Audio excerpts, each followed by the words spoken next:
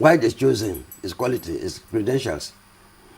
Then the same President Jonathan, when that sensitive report was going on, appointed this deputy chairman, member of an NPC board, another one, Oti, member of an NPC board, to sabotage it.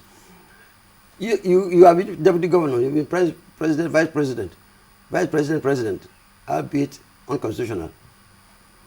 They don't know conflict of interest, and Oroso himself, head of service of this great country, should know. Why can't you say, Mr. President, no, this conflict of interest? If Mr. President does not know enough, you are a senior civil servant, so important, so that you became head of service. Well, we asked one of our guests here on the program just yesterday, and he said that was because NNPC wasn't under investigation. So that's rubbish. You can as well let him be a member. That is rubbish. Even if that will not be disrespectful. If my father said that on this radio, I said, Papa, when you go to that, we are talking rubbish. NNPC is not under investigation. You know, on that, any good system, both the Minister of Finance and the Minister of Petroleum should have stepped aside while these things are going on. If NNPC is not, you have to set up committee for governance and control of NNPC, but NNPC is not being investigated. You have put a committee for Petroleum Revenue Special Task Force. Yeah, the NNPC is not involved. Who makes the money? In fact, of all the committees I've set up, which is from the beginning, as vocal, they say controversial. I don't care. I'm controversial. I will be controversial until I die. You know, now, Nigerians. The petrol is very important in Nigeria. Petrol makes up over 90%, 95% of all what Nigeria has abroad. And every year, petrol makes up about 85% of our budget. It's a very important part of the economy. And instead of a committee said the NNPC is investigated. You know, Prof, I'm quite sure that's why the government and as well as the people are worried, trying to see how they can actually salvage what we want to call the cash cow, the NNPC that brings that huge percentage of money to develop the country. But as it is now, how well, if we say, or if you say those reports are diversionary, what should we be doing to make us save NNPC? It has been done before. It has been done before. It cannot be done still. I'm not saying that I was the best. Sorry, when you say before, what time was that? I always zero it on the time I was. I can only talk on one time. I go from noon to noon when I was oil minister, 84, 86, under General Buhari.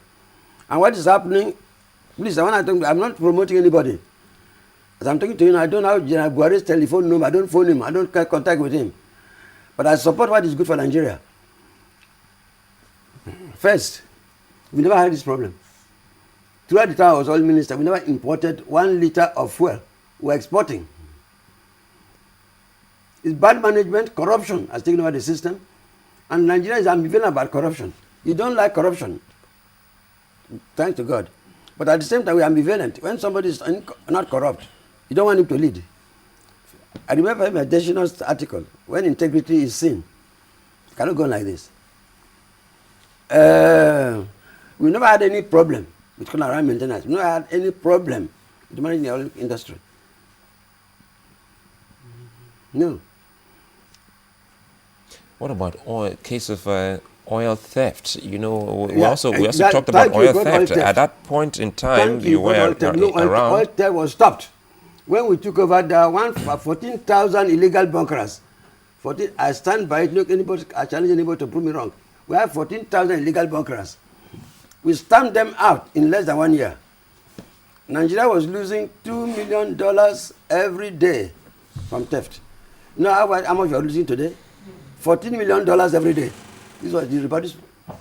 Shell said Shell produces about 50% of Nigeria's oil. Shell said Nigeria is losing 100,000 barrels a day. And if you calculate this, Nigeria is losing about $15 million every day from theft. In my time, illegal bunkering was $2 million. We stamped illegal bunkering out in first year. 14,000 illegal bunkerers, 18 official. We stamped them out. and streamlined it. We don't have any problem. What can we do? What can be done now to remove this mysticism around the oil sector? When you get good leaders, you can't sleep because they'll do the job. Yeah, you have a situation where oil has become such a big industry. It's a big industry. If you have thieves managing the oil industry, you will never sleep. You go on and on and on. We need strict surgical operation of the whole system. Would all the probes that have been done so far, if the reports are brought in to play, would that make a difference? If the reports are brought into play, when you set up a probe and you have no intention of implementing it, is the probe is deceit. And let me go back to my pyramid. Every country in the world is like a social pyramid. Every country in the world, the poor people are much more in number than rich people. I said God loved poor people so much, He created so many of them. So any government that does things to put the common man in peril is anti-God and has to have divine indignation. Our policies are not implemented. You set up probe to that. You don't need all these probes. You don't need all these probes to do your job. You set up a probe on, look at how ridiculous it is. You set up a probe on NNPC, Good Governance and Control. You set up a probe, National Refineries Task Force. What was the minister doing? If you have a minister of petroleum and you have set up a committee on good governance and control, it implies that there was no good governance and control. Why do you need a minister? Why do you need them? Why are these probes not? Why they are not before? And I'm talking from position of strength. I'm not talking from just say it's not necessary to my time. Why should it be necessary now? Yeah, but what about those who say that the circumstances at that time, where we were not importing fuel, has since changed? The consumption, the demand is exponential, and so the government has got challenges, and so they have to import. I say unequivocally, categorically, without apology, is bogus reason. Nothing has changed. No, what has changed is corruption. What has changed is bad management. Importation what? Look, I have a paper here for you. The government is lying all the time. They said Nigerian petroleum is the least costly in the whole world. Nigerian petroleum is the most costly in the world.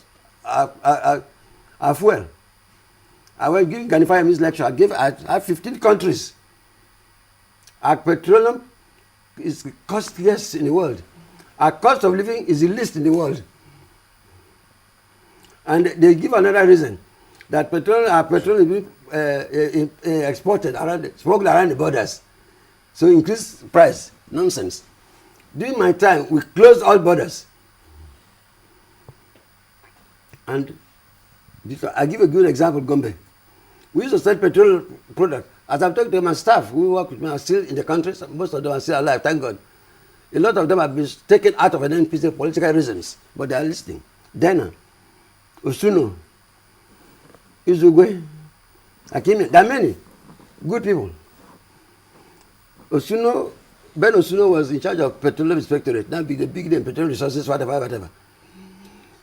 We started petroleum products to go. They cried for more. We suspected. So we closed the border. They couldn't sell it again. They brought it back to Lagos. It's bad management and bad control. Oh, that consumption. Even the Minister of Petroleum even gave another. I don't want to use hard. When I use hard words, please, I'm not being modest. I'm not being disrespectful.